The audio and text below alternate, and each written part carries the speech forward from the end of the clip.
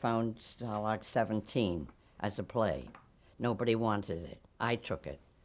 And he had been trying to get, both of them had been trying to get it, on Broadway for 5 years after the war, and nobody would speak to them.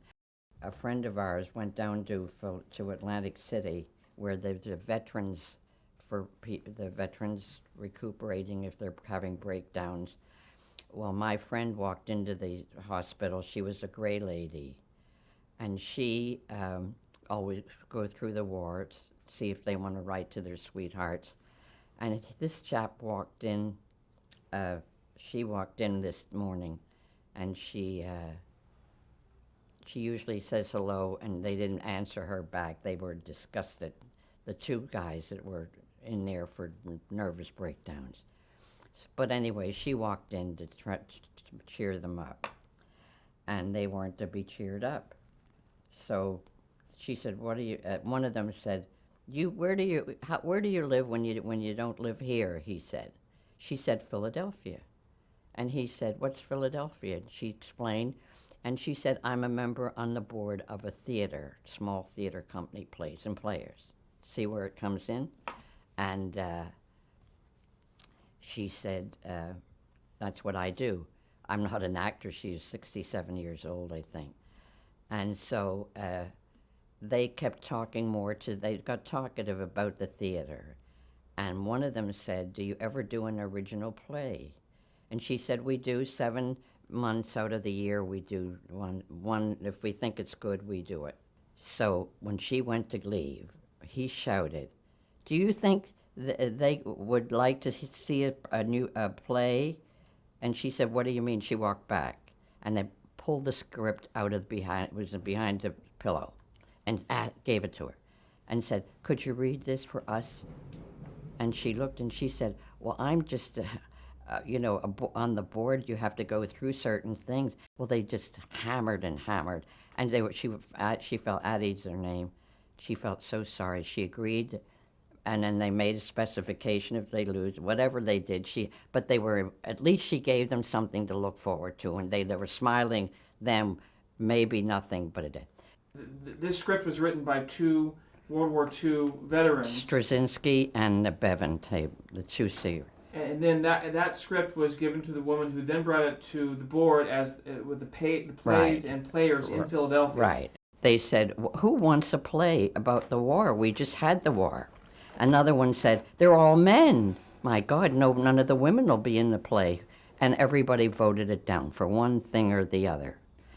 And then I would try and keep them okay in New York. Both of them lived in New York. And they would call and see, what more can you do to push this thing? And so one of them spoke up, Lang, a friend of mine, spoke up and said, because it came up in the next board meeting. And this chap said, "I'll read it. Can I take it home and let's see if it's worth it? The guys are trying, but let's see." So he went, he took it, he came, he didn't like it. He wanted to change this, he wanted to change that.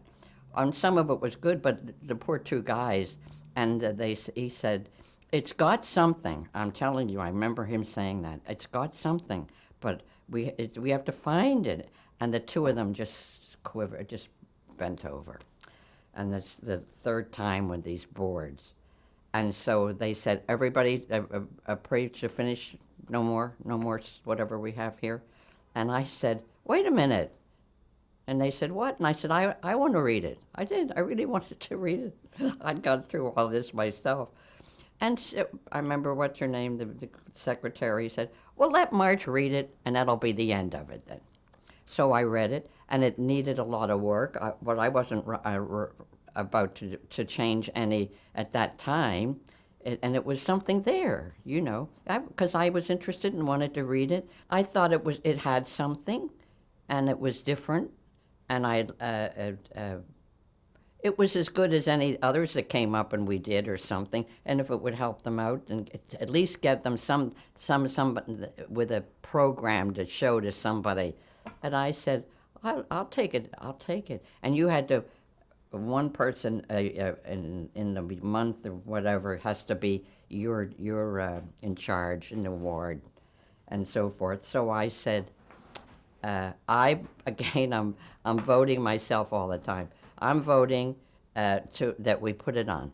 Everybody was ready, and we told them, my God, they jumped all over the place. Half the time we kept them in Philadelphia. And so we agreed, and so off we went. Based on that production in Philadelphia, Mm-hmm. Stalag 17 then went on to Broadway. Right. Correct? But Ferrer, Jose Ferrer? was the one that came down. He heard about it. Uh-huh. So he then put it up at the Actors Men's Theater for just men alone in New York. It premiered in Philadelphia on April 7th, 1949. Mm-hmm. So then it had a good run there and then went on to Broadway. It just became a small thing in Right. New York with Ferrer. He didn't have money to put it in, but the name with that, and that's how when he backed it with what he had in the others, that everybody came to see it, and then they liked it, and then they really were put out for big money, and So then, it was big money, went to Broadway, and that was the basis of the film that was made, the feature film. right.